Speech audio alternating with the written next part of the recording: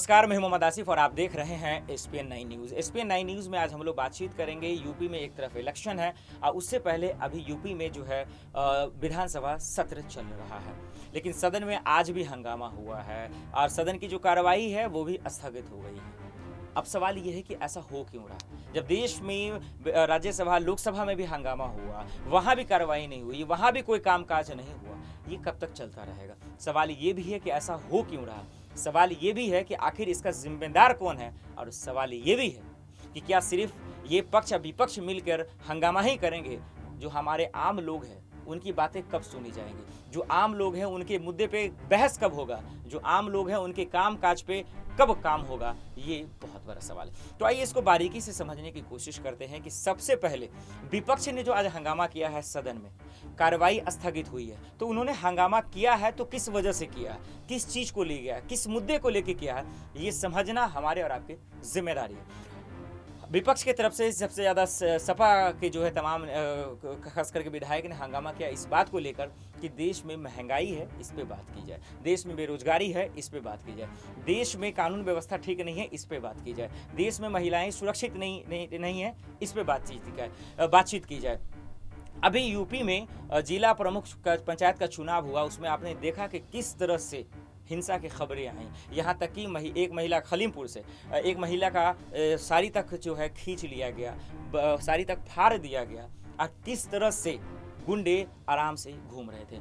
इन तमाम मुद्दों को लेकर विपक्ष सदन में हंगामा कर रहे थे। यही वजह है कि आज स्थगित करने के। अब सवाल है कि सरकार का इसमें क्या रोल है? सदन चलाना सरकार की जिम्मेदारी है, हर मुद्दों पे बात करना सरकार की जिम्मेदारी है, लेकिन इसके बाद भी जो है स्थगित होता है। वो ये कि अगर एक तरफ से देखा जाए तो सच में सरकार के पास इन तमाम सवालों का जवाब नहीं है। यही वजह है कि वो अपने उन्होंने जो भी कामकाज किए हैं उसी का बार बार ढिंढोरा पीटते रहते हैं, लेकिन जो हकीकत है, जो ज़मीनी हकीकत है, उस पर ना तो विपक्ष अगर बात करना चाहता तो हो नहीं रहा और लोग तो वहाँ तक पहुँच नहीं सकते। यही वजह है कि देश में आज नाराज़गी है, क्योंकि देश के कई ऐसे जस्टिस हैं जो अभी तक कह चुके हैं कि संसद में कार्रवाई नहीं होना अपने आप में बहुत दुखद है, क्योंकि आज तक आज़ाद भारत के इतिहास में बहुत कम बार हुआ है कि पूरा संसद ही ऐसे चला गया सत्र जिसमें कामकाज ही हुआ नहीं। हर दिन हंगामा पे हंगामा होता ही रहा। तो यूपी में चुनाव है, 2022 में विधानसभा चुनाव है। योगी सरकार की जिम्मेदारी है कि उन कामों को बताए, विपक्ष की जिम्मेदारी है कि मुद्दों को लेकर बहस करे, लेकिन सब अपनी अपनी राजनीति रोटियां सेकने में लगे हुए हैं और लोगों के मुद्दे इसमें हवा हो रहे हैं। और 2022 में फिर से कोई ना कोई मुद्दा आ जाएगा हिंदू मुस्लिम वाला, जिसमें हिंदू मुस्लिम की राजनीति में फिर से अपनी राजनीति करने वाले लोग अपना फ़ायदा उठा लेंगे। फिर देखिएगा यूपी के चुनाव में वैसे ही मुद्दे आएंगे जो लोगों से जुड़े हुए नहीं होंगे। आज लोगों के मन में डर आ गया है, लोगों के मन में भय आ गया। क्यों? वो वजह ये है कि हमने आपको इससे पहले वाले वीडियो में जिक्र किया कि जो आज लोग इसलिए नहीं बोलना चाहते क्योंकि उन पे किसी न किसी बहाने से देशद्रोह, राजद्रोह का मुकदमा लगा दिया जाता है, यूएपीए का मुकदमा लगा दिया जाता है। तो आम लोग कैसे बोलेंगे? ना तो उनके पास कोई सोर्स है और ना बचने का कोई रास्ता है, क्योंकि जो नेता उनसे वादा करते हैं वो धोखा देने में खूब माहिर है इन आम लोगों से। तो अब देखना होगा यूपी के में जो अभी संसद सत्र चल रहा है, खास करके विधानसभा सत्र चल रहा है, माफ़ कीजिए, तो इसमें क्या हकीकत में उन मुद्दों पे बात होगा जो विपक्ष चाहता है? दूसरा, क्या उन मुद्दों पे बात होगा जो लोगों से जुड़े हुए मुद्दे हैं, या फिर इसी तरह से हंगामा से ही ये भी सत्र पूरी तरह से निकल जाएगा?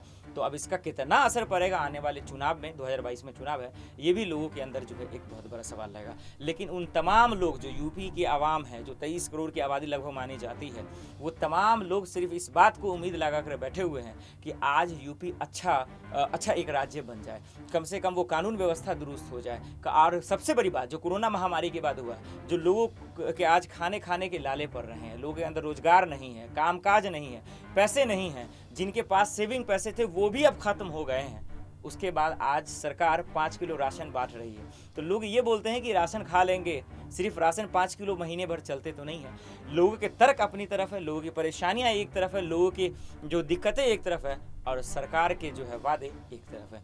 तो इन तमाम चीज़ों का कितना फ़र्क पड़ेगा 2022 में, ये तो आने वाले वक्त में पता चलेगा। लेकिन एक चीज़ साफ जाहिर है कि जो हकीकत के मुद्दे हैं, जो लोगों से जुड़े हुए मुद्दे हैं, वो ना तो सरकार और ना विपक्ष सही से उस पर तर्क टू तर्क, लॉजिकल टू लॉजिकल बात खास करके विधानसभा में, सदन में नहीं करना चाहती है। अगर वो करती तो कहीं ना कहीं सरकार इसकी जिम्मेदारी लेती, विपक्ष इसका जिम्मेदारी लेता और इस पर बहस होता, तो शायद जो आज आम लोग हैं उनका जो बीच का रास्ता है, उनकी जो दिक्कतें हैं वो कहीं ना कहीं दूर होता और उनके जो है रोजगार आने के, उनके कामकाज आने के रास्ते खुलते। लेकिन इस पर बात ही नहीं होता। अब देखना होगा और लोग उम्मीदें करते हैं कि जो फालतू के मुद्दे पर बात ना हो, विधानसभा चुनाव में 2022 में जो लोगों से जुड़े मुद्दे हैं इस पर बात हो और कम से कम यूपी का जो विधानसभा सत्र चल रहा है अभी, कम से कम वो तरीके से चले और लोगों के मुद्दे पर बातचीत हो। फिलहाल के लिए इतना ही, बाकी खबरों के लिए देखते रहिए SPN 9 न्यूज़। नमस्कार।